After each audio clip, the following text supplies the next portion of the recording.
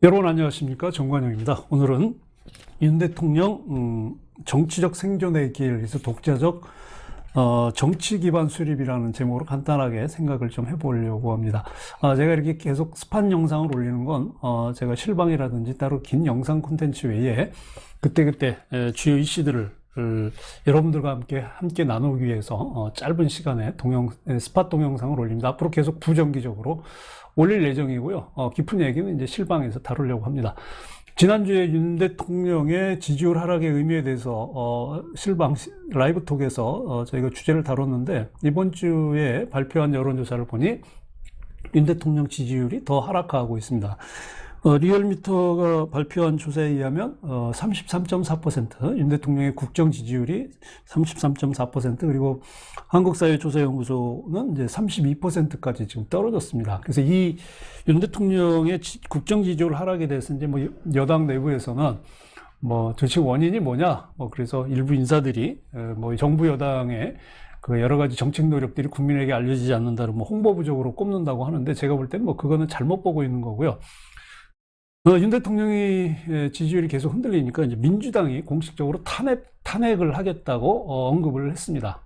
다음 8월에 민주당의 이제 당대표 경선이 있는데, 이 당대표 경선에 출마한 김민석 의원이 이제 14일이죠. 14일에 공식적으로 또 한 번의 불행한 탄핵의 역사가 반복될 것 같다라는 얘기를 했고, 또 18일 날 이원우 의원도 윤 대통령의 지지율이 20%까지 떨어질 가능성이 높다. 그래서 요즘 뭐 국민들 사이에 탄핵이라는 단어가 아주 유행한다라고 하는데, 국민들 사이에서 탄핵이 유행하는 게 아니라 민주당에서 탄핵을 유행시키려고 지금 획책하고 있는 거죠.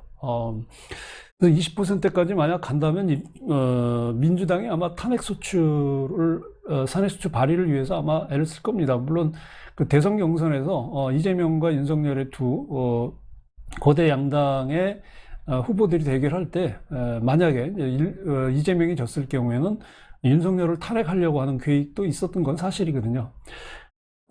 윤석열 대통령의 이런 지지율 하락에 대해서 저의 견해는 그렇습니다. 대통령 본인에게는 사실 특별한 악재가 없거든요. 뭐 이명박 정부 당시 그 초창기에 뭐 광우병 사태와 똑같이 재현되느냐라고 하는데, 그때하고는 지금 상황이 다르고요. 그리고 광우병이라고 하는 건 개개인들 자신들이 피해를 본다라고 하는 것 때문에 국민들의 어떤 강한 저항을 받은 것이지, 지금 뭐 대통령이 국민들에게 어떤 피해를 주는 그런 어떤 정책을 이야기하거나 뭐 그런 건 없거든요.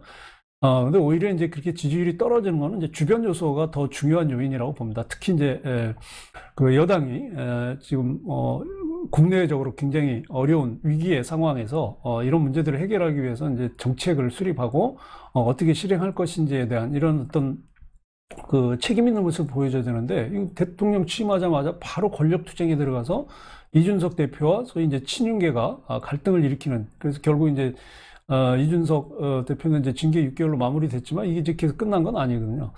지금 뭐 삼고라고 그러죠. 삼고 위기라고 그래요. 뭐 고물가, 고금리, 이제 고환율까지 해서 이 한국 경제가 지금 외부적인 요인에 의해서 글로벌 리스크에 의해서 이제 삼중고를 겪고 있는데, 여기에 뭐 대기업과 중소기업 간의 불공정의 문제라든지, 뭐 여전히 계속되고 있는, 수십 년 동안 계속되고 있는 저출산 고령화 문제라든지, 또 기후변화 문제라든지, 이런 여러 가지 문제들이, 또 한반도의 문제라든지 이런 것들이 굉장히 많아요. 이제 이런 것들에 대해서 지금 정부 여당이 책임 있는 모습, 또 책임 있는 정책, 그리고 전체적으로 국가를 어떻게 이끌어갈 것인가에 대한 것을 국민들에게 확실하게 보여주지 못하니까 이제 대통령의 지지율이 떨어질 수밖에 없는 것이고, 여기에 이제 인사 문제나 부인 김건희 씨의 문제가 곁들여지는 거라고 저는 봐요.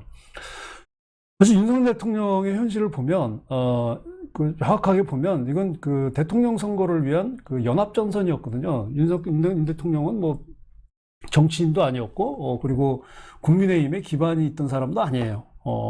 근데 또 국민의힘에서는 적절한 탄핵 이후에 지도력이 완전히 이제 붕괴되면서 적절한 이제 대선 후보를 내지 못하게 됐잖아요. 그래서 결국 지지율이 높은 윤석열 전 검찰총장을 대통령 후보로 세우기 위해서 이제 옹립을 했고, 그러면서 이제 소위 그 안에서 이제 소위 친윤계가 만들어지고, 또 이제 이준석을 중심으로 한 또 하나의 이제 그룹이 만들어지고, 윤석열 대통령 본인, 이제 그런 큰 흐름들이 있었는데, 어쨌든 윤 대통령은 이런 국민의힘이라고 하는 의자에 사실 지금 앉아 있는 거 아니겠습니까? 근데 그 의자가 이 취임 시작하자마자 흔들리기 시작하는 거예요. 그러다가 이제 당대표가 징계받으면서 이 다리 하나가 떨어져 나간 거거든요. 이제 이런 게 국민들이 보기에는 대통령 직무를 잘 해나갈 수 있을 거라고 하는 것에 대해서 그렇지 않다라는 불안감이 굉장히 큰 거거든요. 사실 지지율 30%대 초반의 의미는 윤석열 대통령을 지지하는 세력들만 남은 거예요. 그러니까 지금 국민의힘을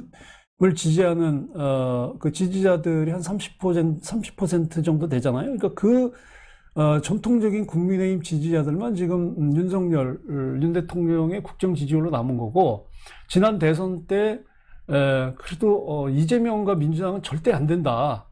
그런데 또 국민의힘은 마음에 안 드는, 이제 일종의 중도층들이, 상당수 이제 윤석열 후보를 찍은 거거든요. 그래서 이제, 그 대선 득표율을 보면 이제 윤석열 후보가 이제 48.56%, 그리고 이제 이재명 후보가 47.83%. 그래서 그 이야기가 많이 되는 이제 0.73%의 아주 초박빙으로 이제 이긴 거 아니에요. 근데 지금 이제, 윤 대통령의 지지율이 32%, 뭐 33, 34%가 된다는 건 처음에 받았던 지지율 48.56%에서 거의 한 15%가 떨어져 나갔다는 거죠. 그러니까 15%가 누구였어요?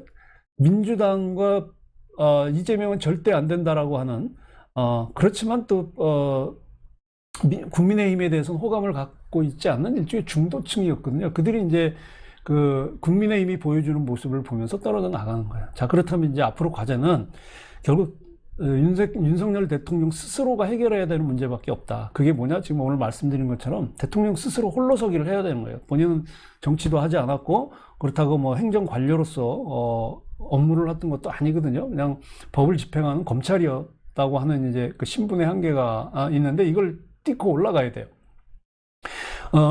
지금 현상을 보면 지금 2022년 20대 대선이 끝나고 나서 지금 야당인 민주당, 그리고 양대 정당의 구조에서 야당인 민주당과 여당인 이제 그 국민의힘, 뭐 흔히 말하는 뭐 진보와 보수라는 진영으로 나오지만, 저는 이게 뭐 과연 맞나라는 생각이 들어요. 민주당이 진보인가?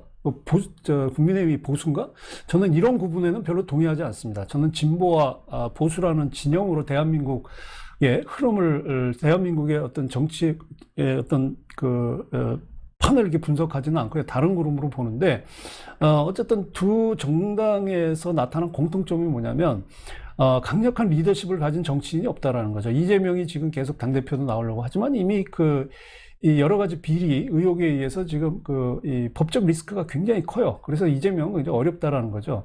거기에 이제 여당인, 국민의힘도 지금 권력 공백 상태예요. 그러니까 대통령만 뽑아냈지 그 안에 권력이 없는 거예요. 그러니까 친윤 그룹들이 소위 이제 윤석열과 가까웠던, 대선 때 윤석열을 가까웠던, 그리고 윤석열을 대선 후보로 옹립했던 그 세력들이 이제 친윤 그룹, 친윤 계파를 만들면서 또 장내 주도권을 가진 거거든요. 그래서 이걸 이제 백투더 새누리라고 지난주 실방 때 이제 말씀드린 거잖아요. 자, 그렇다면 지금 윤석열 대통령이 해결해야 되는 건, 처음에 출발은 좋았습니다. 문재인 정권의 적폐청산해야 되죠. 그리고 문재인 정권에 있었던 여러 가지 일들, 지금 진행되고 있는 귀순 북한 어민 강제 북송 사건이라든지, 그리고 해수부 공무원 북한군에 의한 피격 사망 사건, 이거 조사해야 돼요. 그리고 더 나아가서 2019년 2월 하노이에서 열렸던 미국과 북한 간의 비핵화 협상이 트럼프에 의해서 소위 이제 파토가 난 거죠. 갑자기. 김정은도 모르고 왔다가 당황을 했고, 근데 지금 그 이면에는 트럼프 대통령이 문재인 정부에 대한 상당한 불신이 있었다는 거죠. 자, 그렇다면 이 문제도 나중에는 드러나야 된다고 하는 거죠. 그래서 지금 초창기에 이렇게 문재인 정권 적폐청산을 당연히 해야 되는 거고요. 그랬다면 이것이 계속 밀고 가려면, 윤 대통령을 중심으로 한 이 대통령 선거 연합전선이 계속 유지됐어야 되는데, 이게 연합전선이 깨져버린 거예요. 이게 권성동, 원내대표 겸 이제 그 직무대행이 잘못하고 있는 거죠. 그래야 이제 이 힘을 받아서 지금 뭐 우크라이나 사태라든지 이렇게, 뭐 여러 가지 원인 때문에 이제 국제 질서가 변화하고, 그리고 글로벌 경제 위기가 되고 또 이제 한미 동맹의 문제까지 지금 이제 굉장히 중요한 한반도 이슈로 떠오르고 있는데 이거를 이제 끌고 나가야 될 윤석열 정부의 초기의 어떤 흐름들이 지금 국민의힘 내에서의 이 대통령 선거 연합정선이 깨지면서 그 전선이 무너져 버린 거예요. 앞으로 대통령이 어떻게 하겠어요? 자기가 앉아있던 의자에 다리가 하나가 부러졌는데, 그럼 앞으로 계속 국민의힘은 윤석열 대통령을 방어하지 못한다는 거예요. 지금 윤석열 대통령이 이렇게 계속 지지율이 떨어지고 계속 공격을 받아도, 민주당 공격을 받아도 국민의힘이 지금 적절하게 방어하지 못하고 있어요. 그러니까 진지가 없는 거예요. 윤 대통령은 그러니까 자기의 포지션은 있는데 앉을 의자도 없고 숨어야 될 진지도 없는 거예요. 결국 혼자 자기가 지금까지 해왔던 싸움꾼으로서의 버텨나가는데 한계가 있죠. 결국 청와대에 들어가지 않고 용산 집무실 시대를 연 이점을 지금 하나도 살려내지 못하는 거예요.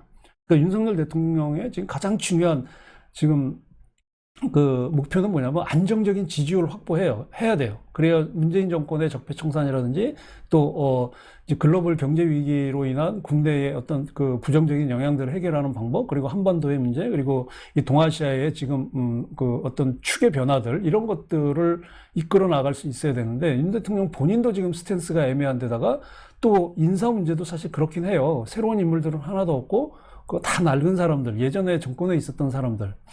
자, 그렇게 하기 위해서는 결국 윤 대통령 스스로가 국민의힘이 자기의 자리가 아니라는 걸 분명히 알고 있습니다. 그렇다면 자신의 정치적 기반을 만들어야 돼요. 독자적인 자기의 정치적 기반을 만들어내지 않으면 힘듭니다. 어차피 여당의 당대표와 대통령 간에는 약간의 갈등이 있어요. 우리 2016년에 유승민 전 새누리 당대표하고 박근혜 전 대통령의 갈등, 여러분들 잘 아시잖아요. 결국 이제 유승민 전 대표가 박근혜 전 대통령에게 90도 절하고 물러섰잖아요. 그러니까 이런 갈등이에요. 그렇다면 대통령은 대통령이라는 지위가 있지만 본인이 이 해결을 하기 위해서는 결국 본인이 강한 모습으로 보여줘야 돼요. 그게 뭐냐? 더 이상 국민의 힘을 자기의 정치 베이스로 삼으면 안 된다는 거예요. 지금부터 새로운 사람들을 찾아내고 새로운 어떤 정치 주체 세력들을 하나하나 발굴해내고, 그래서 자기의 정치적 독자 기반을 만들어야 됩니다. 그래서 어느 정도 형성이 되면 국민의힘을 떠날 수도 있죠. 정치적 중립화를 선언하는 거예요. 국민의힘에서 탈당해서 자기의 포지션을 가지고 가면 윤석열 대통령이 정치적으로 살 수 있는 길입니다. 뭐 이상한 도사들이 무슨 알지도 못하는 정치 혼수에 귀를 기울이시지 마시고 정확하게 지금 한반도의 상황, 그리고 국제위기의 상황, 그리고 앞으로 내가 어떤 정치적 스탠스를 차지해야 될지 윤 대통령은 정확하게 아셔야 될 겁니다.